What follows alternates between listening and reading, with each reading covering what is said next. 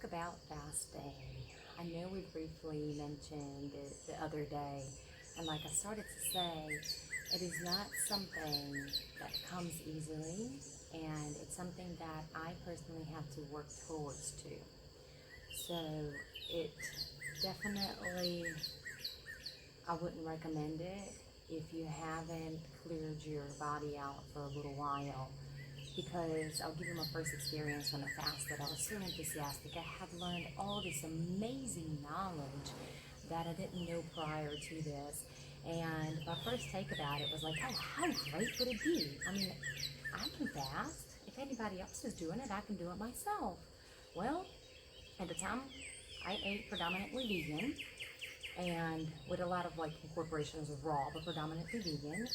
And I think I just had finished nursing Alexander, my youngest son, and it was a huge ordeal for me to drink water throughout the night. And it was just a habit. So the first night I decided to do just an overnight fast, slash not drink or eat anything. I stopped drinking, say at like 7 o'clock before bedtime, and my goal was 7 o'clock in the morning. At about 3 or 4 o'clock in the morning, I woke up with heart palpitations, thinking that I will vomit, and I was so lightheaded I could barely get out of bed. So I didn't want to, but I went ahead and took a couple of sips of water, and that fixed it all. And it proved to me how dehydrated interstitially I had became, and didn't even realize, because in my head I was thinking, hey, I'm vegan, I'm living like the best, diet for man, essentially, in my head. And I was so surprised to find out that not only had I not been able to do the 12 hours of not drinking anything, but I had woken up with so many side effects. So needless to say, I was bummed out about it. So I tried again the following night, and so became a cycle to a point where I think about a week later I was able to not drink throughout the night. So at that time I incorporated a lot more alkaline fruits. So I did a lot of grapes, I did a lot of watermelon, which was in season, and once I was able to do the 12 hours, I jumped into a grape juice fast. And that was kind of crazy. It definitely had its ups and downs. I did 40 days on grapes only, and I know that sounds unbelievable, but I felt so nourished. And the thing was, you can eat, or drink rather, as much as you want. So if you want to drink like a gallon of it, go for it. But so surprisingly, you're not even thirsty or hungry. So you wouldn't drink as much as you would initially think you would. At least I didn't. But at the end of it, I felt so emotionally and energetically recharged that I wanted to do it again. Now granted, for the next few months I didn't want to see grapes, smell grapes, buy grapes, but I knew in the future it would be something that I wanted to do. So I stuck with doing only Friday fast, either dry fast or water fast or juice fast, and I kind of made that my routine because I wanted to have for sure one day that I set up to have a fast. And it has worked really, really well for me because it has been something that I've stuck to for the past 2.5 years. Another thing that I did was I tried to incorporate a lot of water throughout the day and intermittent fasting. So it became to a point where whenever I would fast, and then a few months later I would do say start eating about 10 o'clock and finish around 3, and that extends a little bit over the weekends and whenever we're having guests over, but in general that I kind of stuck to that. And let's see, it had been about 5 or 6 months later that I did another juice fast of grapes, and that lasted 35 days, and again I felt absolutely great. Now I didn't mention the first time that I did the grape fast, a lot of detox symptoms came up. So we should call them healing crisis. So there was like flu-like symptoms, I was fatigued, but they would pass really quickly. So like out of the 40 days, I had like 3 or 4 days that were bad the first time. And then every time it was really bad, I'll get a lot of filtration the next day. So I was obviously seeing the results of what was getting removed from my body.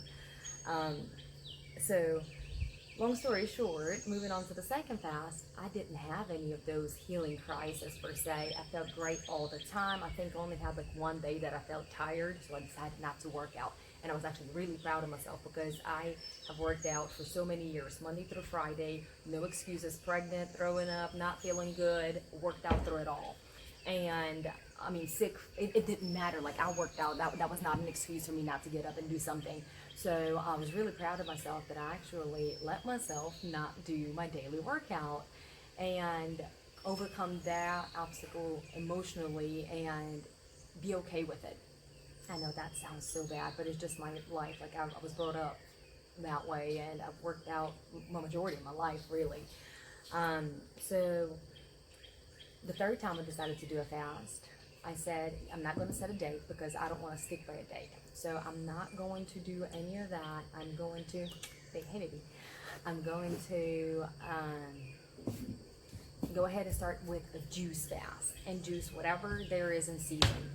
So it just so happened that we found a friend of ours that gets oranges from a farm in South Louisiana, and we would get 180 pounds of oranges, satsumas, tangerines, anything citrusy, lemons, blood oranges, and I would juice those. So that lasted for about like 25 days, and the supply had stopped, so I switched to grapes for another, I think, 5-6 days. And that was a great fast because I didn't set any limitations. It was like I can start whenever I want to, I can end whenever I want to. I just want to clear out my body. But in the midst of it all, I have felt absolutely amazing. My body has never been so clean. I have never felt more energetic. And some weird things happened too. I had always been very patient with my kids in general. Hi baby, come here, jump in.